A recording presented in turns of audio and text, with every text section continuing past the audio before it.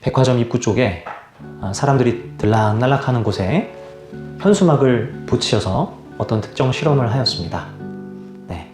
천연 안반수를 저 외국에서 길러왔다. 그래서 이 안반수를 먹으면요, 눈이 밝아지고 시력이 좋아진다. 많은 사람들이 천연 안반수를 먹기 위해서 몰려들었습니다.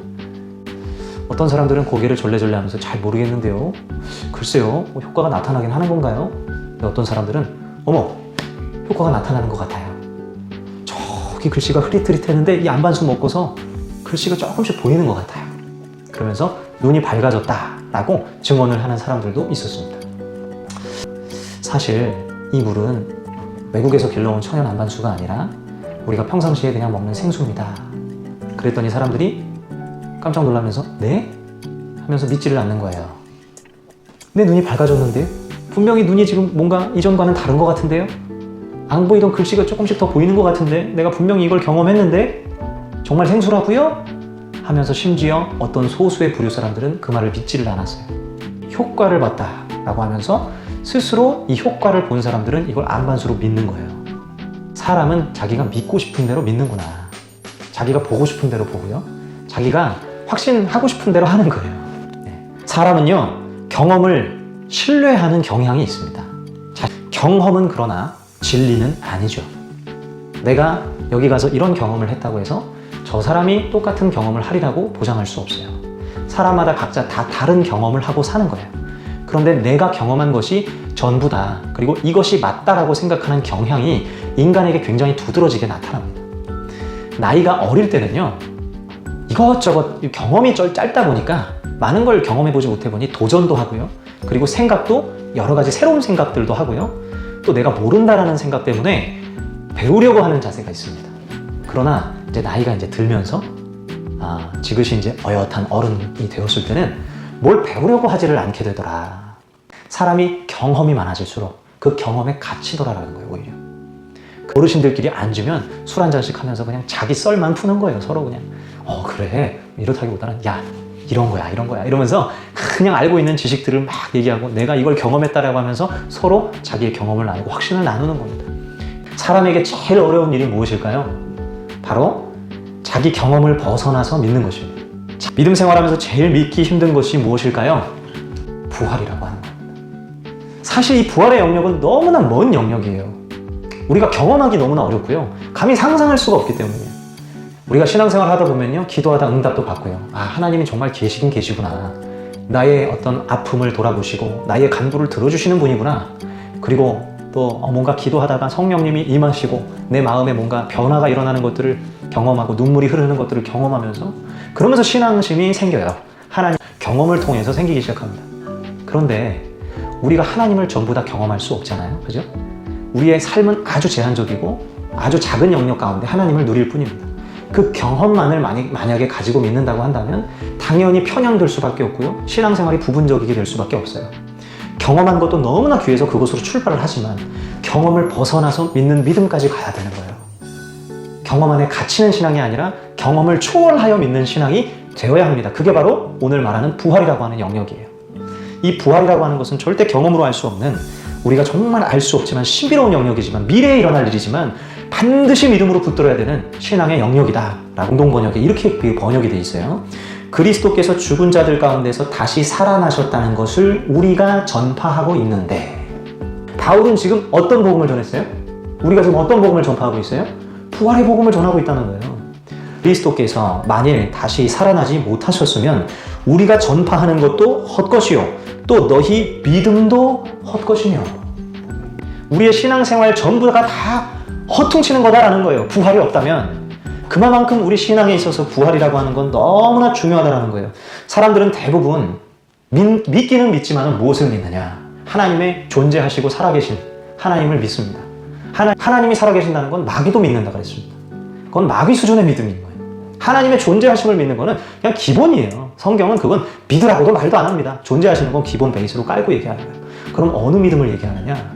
바로 부활의 믿음까지도 가야 된다는 거예요. 그 믿음, 예수 그리스도를 진정으로 믿는다면 부활하게 될 것이라는 거예요. 만일 그리스도 안에서 우리가 바라는 것이 다만 이 세상의 삶뿐이면 모든 사람 가운데 우리가 더욱 불쌍한 자이리라. 여기도 지금 개역개정성경 같은 경우는 조금 다소 애매하게 번역을 한 겁니다. 더욱 불쌍한 자, 이렇게 얘기하면 말이 무슨 말인지를 잘 이해를 못하겠어요.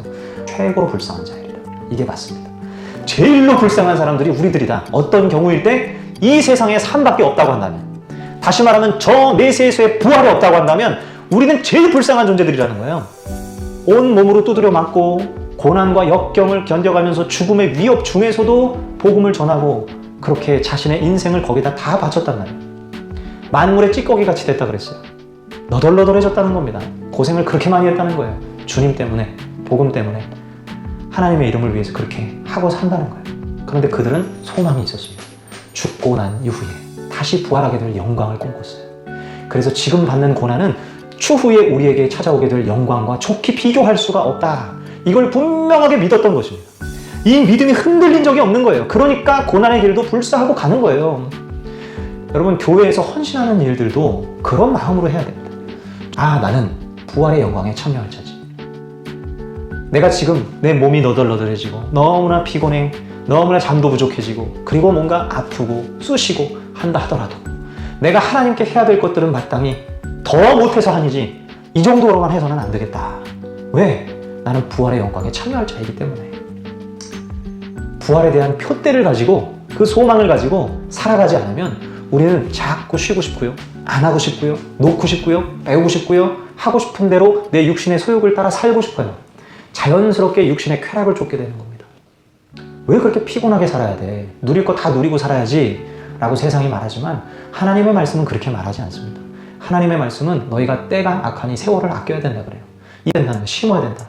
심어야 그것이 피어오르고 의의 열매를 맺는다는 거예요. 그런데 우리는요, 너무나 많은 경우 주중에 누릴 것을 다 누리면서 절제할 거 절제하지 않으면서 그렇게 살 때가 많습니다. 저부터도 그럴 때가 많아요. 그럴 때마다 하나님 앞에 나와서 기도하고 다시 말씀을 보면요, 그냥 정신이 번쩍 드는 거예요. 아, 나는 지금 이렇게 살게 아니지. 하나님 영광 위해 살고 저 영생의 것을 위해서 살고 영의 것을 위해 살아가야지 하고 다시 정신을 차리고 다시 제 영혼을 다시 재정렬하고 그렇게 육신의 어떤 이 뭐라 그럴까요? 육신의 연약함을 딛고 일어서는 거예요. 그렇게 살다가 죽는 게 그리스도인이라는 거예요. 바울은요, 은퇴 같은 거 없었습니다.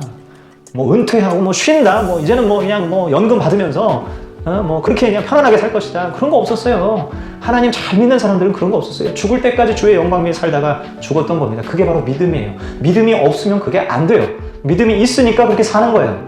나는 주님 앞에 갔을 때 정말 착하고 충성된 종아, 너가 나를 위해서 그렇게 주의 일을 열심히 하다가 왔구나. 너가 그렇게 영혼들을 섬기다 왔구나. 주변에 있는 영혼들을 위해서 기도하고 가슴으로 품어주고 이 사회를 위해서 걱정하며 기도하며 살았구나 라고 하면서 하나님의 인정을 받을 날이 온다라는 겁니다. 분명히 그날을 위해서 끝까지 포기하지 않고 영의 것으로 심는 삶을 산다는 거예요.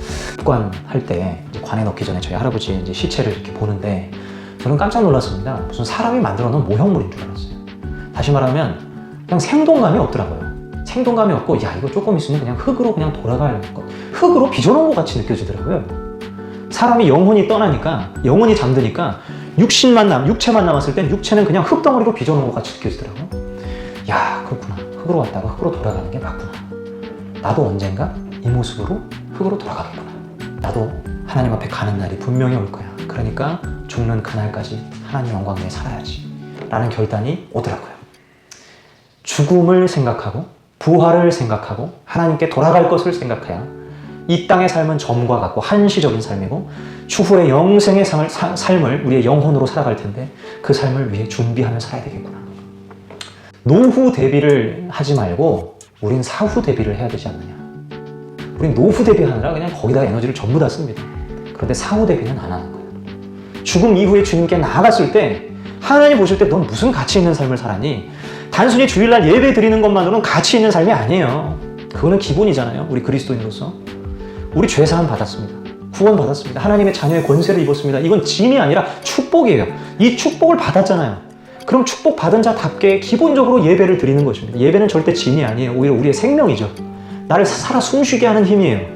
그런데 예배만 드리고 끝나면 그게 어떻게 우리의 그리스도인의 바른 삶이라고 할 수 있겠습니까? 참된 예배자라고 할 수 있겠습니까? 진짜 믿음이 있는 사람은 예배를 드려서 성령의 충만함으로 공급을 받고 그리고 세상에서 그리스도인답게 하나님의 자녀답게 살아가는 모습을 보이는 겁니다. 그게 하나님 보실 때 가치 있는 삶이 되는 거죠. 만약에 부활이 없다면 부활이 없다면 우리가 뭐하러 위험을 무릅쓰겠느냐. 나는 날마다 죽노라. 죽을 것 같은 그런 고난, 정말 생명이 끊어질 것 같은 핍박, 그냥 수도 없이 칼이 날라 들어오는 그 위협 가운데 살았다는 거예요, 바울은. 그러면서도 그 길로 계속 갔다는 거예요. 죽을 것 같은 그곳으로 갔다는 거예요. 우린 죽을 것 같으면 피하려고 하지만 피하지 않고 오히려 맞닥뜨렸다는 거예요. 바울은 그렇게 갔던 겁니다. 왜? 부활을 믿었기 때문이에요. 부활을 믿는데 왜 이걸 아끼냐는 거죠. 왜 몸을 아끼고 왜 내 인생을 자꾸 아끼려고 하느냐는 거죠. 우리는 영광의 몸으로 부활할 것인데 이 썩어질 것은 잠깐 있다가 벗을 것인데 그렇게 부둥켜 안고 살 이유가 없지 않느냐라고 이야기를 하는 겁니다. 피 튀기는 전쟁인 거죠. 그런 싸움이 계속 있었던 거예요. 바울 막 도망가고 또 뭐 그들에게 복음 전했다가 또 끌려가고 옥에 갇혔다가 다시 풀려나고 막 이런 혈투들이 막 있었던 거죠. 사도행전에 보면. 그런 삶을 말하는 건데 에베소에서 그런 맹수들을 겪었다는 겁니다. 근데 그들과 싸울 때 사람의 방법으로 싸웠다라고 한다면 이렇게 얘기하는데 사람의 방법은 그건 뭐냐? 이 땅에서의 소망만 두고 살았다면 이런 얘기예요. 내가 이 땅에서의 소망만 가지고 살았다면 내가 뭐하러 에베소의 맹수들이랑 싸웠겠느냐 이겁니다. 그 무슨 유익이 있겠느냐. 죽은 자가 다시 살아나지 못한다면 내일 죽을 터이니 먹고 마시자 하리라. 죽음 이후에 삶이 없다고 한다면 굳이 고생할 이유가 없다는 거예요. 편하게 그렇게 살다가 죽음을 맞이하는 게 그게 맞지. 우린 뭐하러 이렇게 사냐 이거예요.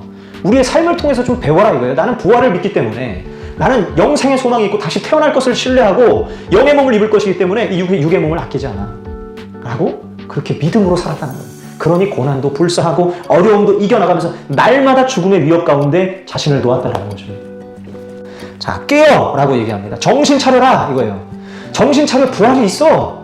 부활은 없다라고 스스로 생각하고 있지 마. 너의 경험에 갇혀 살지 마. 이 땅에 보이고 만져지고 느껴지는 것으로만 살면 안 돼. 정신 차려. 부활이 있다고. 넌 다시 태어날 거야. 다시 영의 몸을 입고 새롭게 소생하게 될 거야. 그러니까 지금 오늘 어떻게 살아가야 되겠어? 생각에서부터 지고 들어가면 안 되는 거예요. 나 오늘 하루 뭐 하고 살지? 여러 절망적인 생각들과 여러 좌절감들이 찾아옵니다. 그 인생 뭐 그냥 이러다 살다 죽지. 제가 금호동에 있을 때요. 하나같이 다 하시는 말씀들이 뭐냐면 이제 나 인생 살 거 다 살았어. 해볼 거 다 해봤어 이거예요. 자녀들도 다 컸고 우리 저기 뭐 이제 할 거 다 해가지고 이제 이러고 이제 죽을 날만 기다리고 있는 거야. 이렇게 얘기들을 많이 하시는데요. 심지어 믿는 사람도 그렇게 얘기하더라고요. 안 믿는 사람들은 그렇다 치겠습니다. 근데 믿는 사람들은 그렇게 살면 안 됩니다. 나에게 주어진 시간이 있을 때 하나님께 더 뭘 할 수 있을까? 정 안 되면 기도라도 할 수 있잖아요. 이 나라를 위해서 기도라도 할 수 있고 그 사명이라도 감당할 수 있잖아요. 뭘 위해서 심느냐는 거죠. 그냥 이 땅에서 내가 누릴 거 다 누리고 해볼 거 다 해봤기 때문에 이제 죽을 날만 기다린다? 전혀 영생에 대해서, 부활에 대해서 생각하지 않고 이 땅에 다라고 생각하는 사람들의 결말이에요. 그래서 죽을 날만 기다리고 있는 겁니다. 소망이 없어요. 뭐 이제 뭐 할 게 없는데 육신도 쇠하고 이제 늙어가지고 할 수 있는 것도 불러주는 사람도 없고 그냥 이러다가 그냥 죽는 거지 이렇게 생각을 한다는 겁니다. 그런데 믿는 사람들은요. 그러면 안 되잖아요. 믿는 사람은 그러면 안 되잖아요. 하나님, 주님의 영광을 위해서 어떻게 살다가 내가 하나님을 맞이할까? 내가 하나님 만났을 때 어떤 모습으로 내가 나아갈까? 그리고 나는 부활하게 될 것이라는 사실을 반드시 기억하셔야 우리의 이 생각에서부터 지고 들어가는 일이 없습니다. 오늘 하루를 오히려 기대할 수 있고요. 하나님이 만나게 하시는 영혼들을 하나님 붙여주십시오. 성령의 인도를 따라서 그 사람들을 만나서 복음을 전하겠습니다. 예수님 믿으라고 말하겠습니다. 우리 같이 예배드리자고 얘기하겠습니다. 그게 너에게 생명이야 라고 말하겠습니다. 이거 말하는 거 어렵지 않잖아요. 그 정도는 할 수 있다고요. 그러면서 주의 이름을 위해서 주님의 일을 하면서 평생을 살아가는 거죠. 끝까지 죄 짓지 말고 의를 행하라. 죄 짓는 것들은 부활에 대한 그런 소망이 없는 사람, 믿지 않는 사람들이다 라고 이야기를 하는 거예요. 하나님을 알지 못하는 자가 있기로 주님을 만나보지 못한 사람들, 인격적으로 주님을 만나보지 못한 사람들은 부활에 대한 영광을 소망하지 않기 때문에, 바라보지 않기 때문에, 하나님을 모르기 때문에 죄 짓고 산다는 거예요. 자기 하고 싶은 대로 그냥 자기 원하는 대로 산다는 거죠. 어떠한 미래에 대한 소망도 없이. 죽은 자의 부활도 그와 같으니 썩을 것으로 심고 썩지 아니할 것으로 다시 살아나며 욕된 것으로 심고 영광스러운 것으로 다시 살아나며 약한 것으로 심고 강한 것으로 다시 살아나며 육의 몸으로 심고 신령한 몸으로 다시 살아나느니 육의 몸이 있은즉 또 영의 몸도 있느니라. 아멘. 49절 우리가 흙에 속한 자의 형상을 입은 것 같이 또한 하늘에 속한 이의 형상을 입으리라. 아멘. 50절 형제들아 내가 이것을 말하노니 혈과 육은 하나님 나라를 이어받을 수 없고 또한 썩는 것은 썩지 아니하는 것을 유업으로 받지 못하느니라 라고 얘기하면서요. 53절입니다. 이 썩을 것이 반드시 썩지 아니할 것을 입겠고 이 죽을 것이 죽지 아니함을 입으리로다 라고 말하면서 사망한 너의 승리가 어디 있느냐 라고 외치는 거예요. 바울은 죽음을 두려워하지 않았습니다. 다가올 죽음 앞에 내 인생이 끝나는 거구나 하고 두려워하는 게 보통 인생의 결말인데요. 어떻게 될지 모르고 근데 우리는 어떻게 될지를 아는 거예요. 우린 믿음으로 부활할 것을 확신하는 거예요. 흔들리지 않는 거예요. 그렇기 때문에 사망의 두려움에서 벗어날 수 있는 거예요. 사망아 너의 권능이 어디에 있느냐? 너의 권력이 어디에 있느냐? 나를 도무지 이 사망이라고 하는 죽음이라고 하는 건 나를 어찌 할 수 없다 라고 아주 멋있는 고백을 사도 바울이 하고 있는 것입니다. 여러분, 사망은 우리를 어찌할 수 없습니다. 아멘? 아멘이시죠? 사망이 우리를 어찌할 수 없습니다. 우리 인생이 아무리 비참하고 아무리 실패자 같아도요, 여러분, 부활의 영광을 소망하면, 부활하게 될 것을 신뢰하면요, 우리의 인생은 실패한 인생이 절대로 아니에요. 예수 믿게 된 것 자체가 가장 큰 성공입니다. 세상에서 떵떵거리는 사람, 잘 나가는 사람들, 그 사람들과 비교할 때 실패자 같지만요, 그들은 모두 부활의 영광에 참여하지 못해요. 그들은 인생 성공자 같으나 실패자입니다. 그러나 우리는 인생 실패자 같으나 성공자. 그래서 믿음의 눈을 들어서 부활할 것을 바라봐야 돼요. 그러면 오늘 내가 어떻게 살아가야 되는지 하나님께서 은혜를 주시고 깨달음을 주셔서 살아갈 힘을 공급받고 그렇게 하루하루 살아갈 힘을 얻을 수 있는 것이죠. 노년에도 인생에 소망이 있는 거예요. 죽음 바로 직전까지도 하나님의 이름을 부르다가 죽는 거예요. 그게 영광스러운 그리스도인의 장래가 아니겠습니까? 우리에게 승리를 주시는 하나님께 감사하노니, 우리에게 승리를 주셨다는 거예요. 그러니까 우리는 패배자가 아니에요. 승리자라는 것입니다. 부활의 소망을 바라보면 승리자라는 사실을 확인할 수 있다는 거예요. 그러니 우리의 모든 마음의 표대가 부활로 가 있어야죠. 부활의 복음이 사라지면, 부활에 대한 믿음이 사라지면 우리의 믿음은 전부 다 끝장나는 겁니다. 부활이 반드시 우리 안에 확실하게 세워져 있어야 돼요. 58절입니다. 그러므로 내 사랑하는 형제들아, 견실하며 뭐 하지 말고, 흔들리지 말고 항상 주의 일에 더욱 힘쓰는 자들이 되라. 이는 너희의 수고가 절대 주 안에서 헛되지 않음을 우리가 알미라. 헛되지가 않다는 거예요. 믿음으로 바라봐야 됩니다. 믿음이 아니라, 영의 눈이 아니라 육신의 눈으로 바라보면 내가 왜 이 고생을 해야 돼? 남들 하나도 안 하는데, 이런 소리를 하고 다니는 거예요. 그건 하나님께 전혀 기쁨이 되지 않고 하나님께 올려주는 제사가 될 수가 없어요. 주님이 기뻐하시는 삶, 주님이 가장 흡족해 하시는 삶은요, 사람들이 보건 안 보건 중요하지 않아요. 내가 주의 영광을 위해서, 주의 이름을 위해서 헌신하는 거예요. 나의 삶을 드리는 거예요. 내 것을 드리는 거예요. 내 시간과 정성과 무엇가를 드리는 거예요. 부활의 소망을 가지고, 부활의 영광을 꿈꾸고 기대하고 믿음으로 바라보면서 이 육신을 가지고 영적인 것에 심는 거예요.